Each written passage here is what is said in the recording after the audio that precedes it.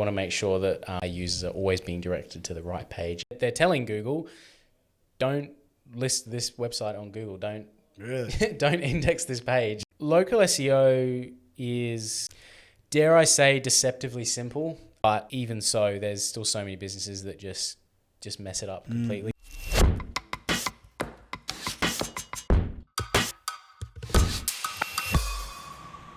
Your website looks great, but your rankings? Well, you may as well be on the 10th page of Google.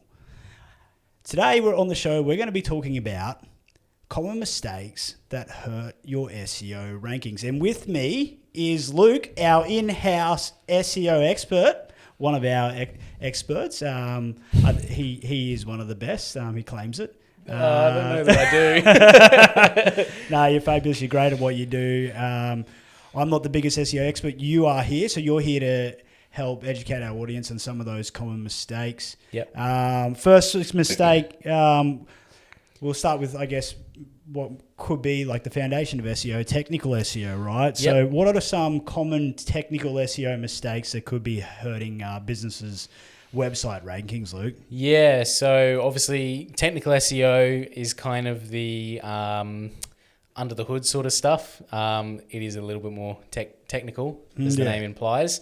So it might not be as obvious straight away, but it is really important. And you can go really deep with it, or you can just go, with the core sort of things that are probably going to deliver the best ROI for you in terms of effort put in versus results best out. Bang for buck. But yeah, look, if you're just looking at the common sort of mistakes that we see, number one is just going to be issues around, you call it like crawlability. So is Google actually even able to find your website this particular page? And so often we will find sites that are actually, they're telling Google, don't list this website on Google. Don't index this page, which is crazy because, you might be putting all this effort into this page, and if you've explicitly told Google to not do that, then it's all for nothing. And sometimes a page might not be indexed through no fault of your own. There could be other issues at play there. But yeah, if we're just talking about like things that we commonly see, that is definitely one of them that can happen. Number two would be just like duplicate content. So not ensuring that all of the content that is on your site is unique and helpful and should exist in its own right, where, you end up with content that is mostly the same. It ends up being looked at as spammy from Google. Yep. It hurts your rankings. It hurts your website. And it's just not a good user experience. So... Because it all comes back to that user experience at the end of the day, right? That's what Google really favors. Yeah. And so being able to sort of, and this is verging on whether or not it's technical, but you really do need to sort of dig in through the back end of your site and have a look at what pages you do have and the content that you do have, to see, okay, there's actually two of the same sort of things here. So that can cause issues. Another one would be your site speed. Yep. So if your site's slow, obviously again, it's not a good user experience. That is a little bit more on the dev side of things. If you are inclined that way, then, that's definitely something you can look at. But even just, as simple as like looking at like the quality of your hosting and, where are you serving your website from, can make a big difference to your users. And then lastly, a couple other things, broken internal links. We've all hit a web page, 404, take me back to the homepage, whatever. Again, not a great user experience. We want to make sure that our users are always being directed to the right page. Even if they've hit, it happens, you hit a page that doesn't exist anymore, we want to redirect them to where they should be. Because otherwise, I can't think about how many times I've ended up on like a 404, what do they call 401 page, right? Yeah, 404. 404, beg your pardon. And just going, see you later, I'm going somewhere else to get my information. And with everyone's attention span so short these days, they want that information quickly. And if you can't provide it, then they're bouncing. And Google's probably going to look at those things, right? And going, people are bouncing off this. We're going to tank your site. Yep. Yeah. So, you just want to make sure you're setting up those redirects to automatically redirect someone, as the name suggests, to the right place. So super important. And, then lastly, your orphan pages as well. So, if you've just got a page that sort of lives by itself, it's not really within the internal linking structure of the site. Like, it doesn't have sort of a parent, or it doesn't live in a menu anywhere. It's kind of just floating around on your website. It's just not going to perform very well. Yeah, right. It's not great. So yeah, those would probably be the most common things that we see in terms of your technical SEO mistakes. Yeah. So, how do you identify that these mistakes are present, and then what do you do to fix them? Yeah, so if you are across a bit of the SEO stuff yourself, there's a lot of great tools out there. So Search Console, obviously from Google themselves, they provide you with a lot of ways to have a look at your site, see what's going on, see what's indexed, what's not, what's performing, and all that sort of stuff. You've got SEMrush will give you a lot of data. Screaming Frog is probably the most technical of those tools, where you can really get in and do like a full sort of health check or audit on your site and actually see all those issues in detail. And if you're talking about like site speed and things like that, you can use your page speed insights, like your the Lighthouse and Crux as well. These sound like a lot of names and things, but there's a bunch of tools out there from Google and also from third parties that will help you diagnose those things. The problem with doing it yourself is obviously you have to have a certain level of, one, knowing what you're looking for, and two, having to then actually understand the tool to even then find what you're looking for and then actually fix it as well. So that's where technical SEO can get a bit murky quite quickly, and that's why generally, like, if you're just looking more like surface level, we'll just be making sure that your pages are indexed, and that your site is sort of healthy. You've got a site map submitted to Google, things like that, where the site's essentially, at least on a basic level, just functioning as it should, and Google has sort of that basic info. But you can get super in depth. Like, technical SEO is a thing within itself. So, cool. Can you maybe tell me about a time that you came across like a client's website and then it had a heap of technical SEO glitches that you needed to jump in and fix immediately? I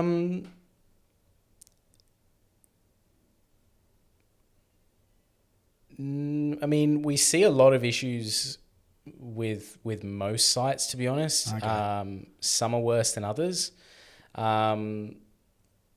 Obviously I couldn't really give you a specific example, but that's right. But definitely, like I say, the most common things we see across most clients would be like really slow sites, or we jump in there and there's like a bunch of duplicate content, a bunch of pages that are set to no index when they try, especially like in e-com, like we've seen ones where like they're literally trying to sell these products on these pages and wondering why they're not ranking. They're not even indexed in the first place. People can't even find them.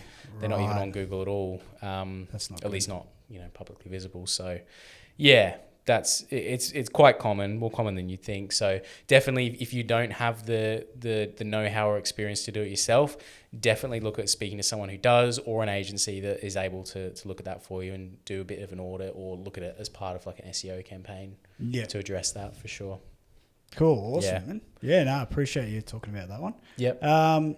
Sweet. Well, okay, so when I first did a bit of SEO on my own website back in the day when I had an e-commerce store, I used to think, and I was writing blog articles, I used to think it was just all about like stuffing keywords into those articles to get it to rank, right? So we're talking about keyword strategy here. What are the most frequent keyword mistakes businesses make, and how do these impact rankings, and what can be done to correct them? Yeah, so probably, probably one of the biggest keyword mistakes people make, or at least that we see, is just going after either mostly just too many keywords or the wrong keywords. Right. So obviously with your keyword strategy, a big part of it is actually, and the rest of how everything you do hinges on that initial strategy of actually identifying the right keywords.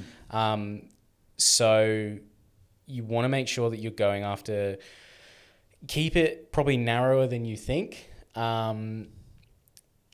you want to target specific keywords that are actually going to be relevant to your business. So don't try and go after everything all at once, because you'll end up with nothing. You need to try and go after a few specific keywords and really dial in on those ones that are really relevant to your business or your area. Yeah, okay. Try and get your rankings up for those, and then expand as you go, and test a little bit as well. Sure. Yeah. Cool. Yeah. All right. Next, we've got on-page SEO. So what are the top on-page SEO mistakes you see? What effect do they have on a site's performance, and how can they be resolved?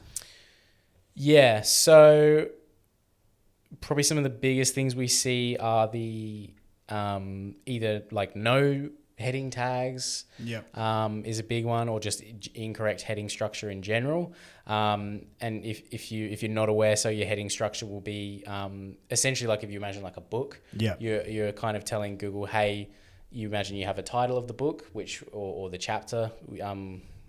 I guess it would be a book. Like if you treat each page as like its own book, you have the title of the book. That's what the page is about in the broadest sense. And then with each chapter, you kind of narrow down in on those things. So, and you want to do the same on your website, where, you'll have what the page is about. That'll be your title, your heading tag, so whatever that may be. And then you narrow down with your, chapters or your other headings, like your H2s, H3s. And that will sort of, go down in like a logical structure.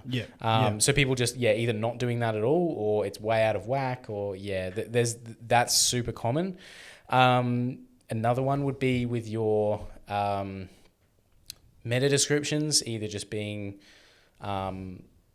they've just been automatically generated, which isn't always a bad thing. You could get into that if you wanted to, but just, in general, try to set a good meta description that accurately and succinctly sums up what this page is about. We often see, people will paste hundreds of words in there, and it just causes issues. So, or it's just not relevant, or you want to try and cleverly work some of your keywords in there. Don't stuff them in there, but like, again, you should naturally be able to put your keywords in the meta description, if that's what your page is about. Right, like if you can't and you feel as if you're stuffing them, then maybe the intent is off somewhere. So that's a pretty common one. And I guess probably off that as well, just in general with your on page, like just keyword stuffing, instead of just working things in naturally and just letting the page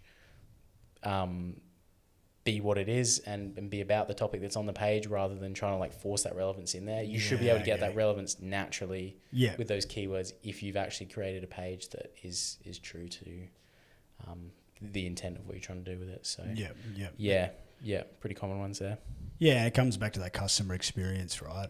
So Absolutely. If you're just throwing keywords in there, it's just going to not read right for the person, the actual user. They're just going to be like, "This one, what's this?" And people know now, like, I think SEOs have been doing their thing for long enough that for a lot of people, if they hit a page and there's really like unnatural keywords in there, they don't make grammatical sense or anything like that, it kind of puts people off, because you're like, okay, is this page actually for me, or is this just someone's just trying to stuff these keywords in there to try and game the search engines? So just try and be as natural as you can with the page. And again, if you are already on point with your topic and things like that, then you will get that relevance naturally. Like, yes, you can incorporate your keywords, but you won't feel the need to just cram as many keywords in as possible. And It reminds me of.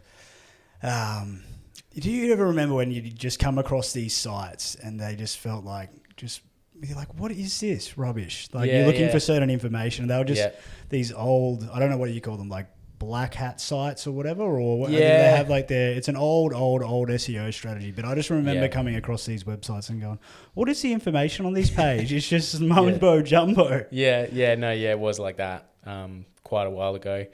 But it doesn't work anymore. No. Google's a lot smarter than it used to be. No, that won't get you anywhere now. All right, and moving on to another important component is backlinks, right? So what are some common backlink mistakes that people make, and how do you identify them, and How do you fix them? Yeah, sure. So, I think, backlinks are sort of one of those things. They're a little bit touchy. Good natural backlinks are obviously going to come naturally because you will have created good content that people want to link to. Yeah. Like, that's the whole idea, right? Is that if you create this awesome article that's got all these stats or industry insights, and then someone wants to share that somewhere or embed something on their website, then you're just going to naturally get that backlink. Yeah, that's cool. But obviously people do buy backlinks, or work out deals to get backlinks. If you are going to do that, definitely look at the quality of the link.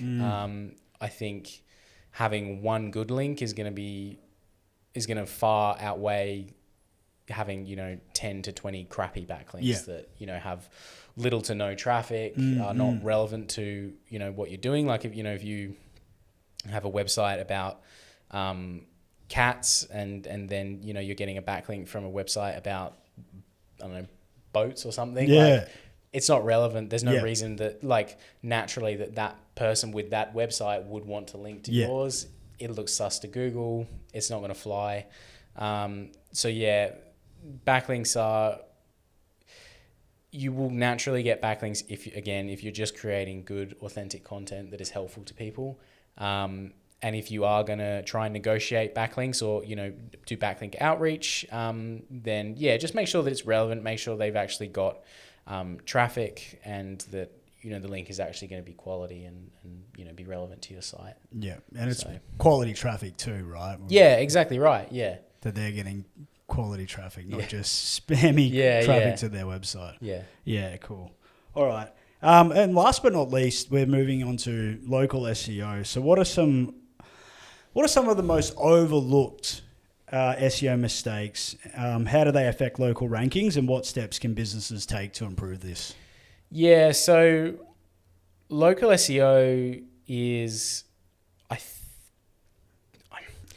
dare I say, deceptively simple. It kind of, because it is limited in scope, just purely because of it being local.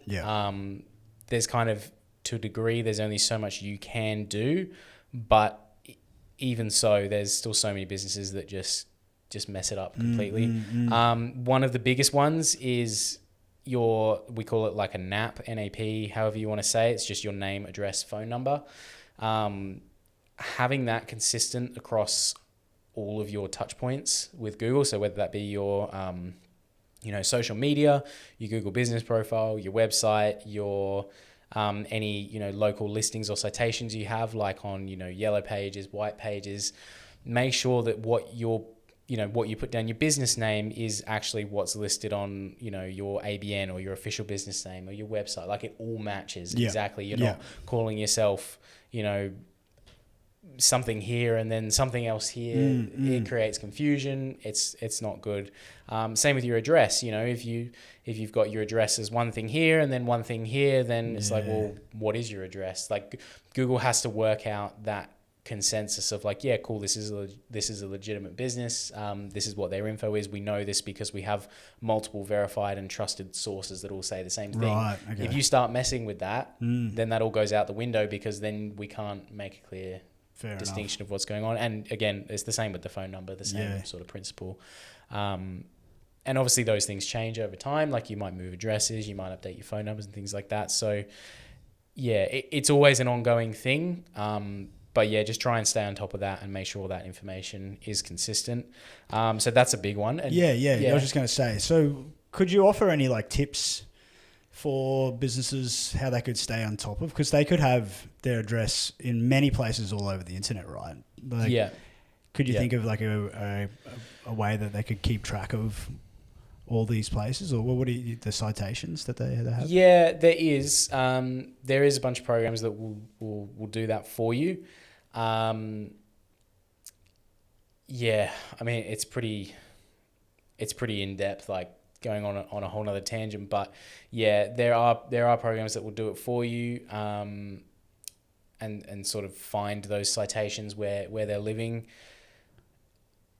So yeah, it can be done. The best thing, but to be honest, that's probably best done through like an agency or through them. Like doing it by yourself is just unless you already have that experience. Like it's a big job. It's a big job even for someone that is experienced in doing it. Like it's time consuming. It's there's a lot of back and forth and verifying things. So yeah, probably I would leave that. That'd be one of the things I definitely just probably leave to the experts if you're not sure or you've had a business for a while.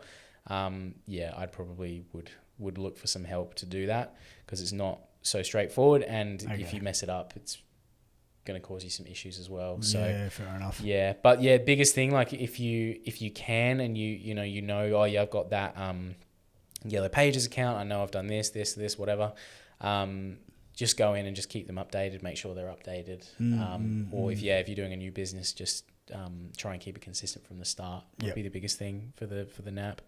But then also off that as well, like with your local SEO, just like having a poorly optimized Google business profile is a big one. Like Google's putting so much into the Google business profiles now, and just kind of that search page in general. You see it with the AI overviews. They want to help people there and then get the information they need. They want people to be able to find the information they need and get pointed in the right direction all in one place with the Google business profile. So having that set up, well, in the first place, there's so many businesses that just don't have one to start with. You're doing yourself a disservice. It's free. It's relatively easy. There's no real reason not to. No.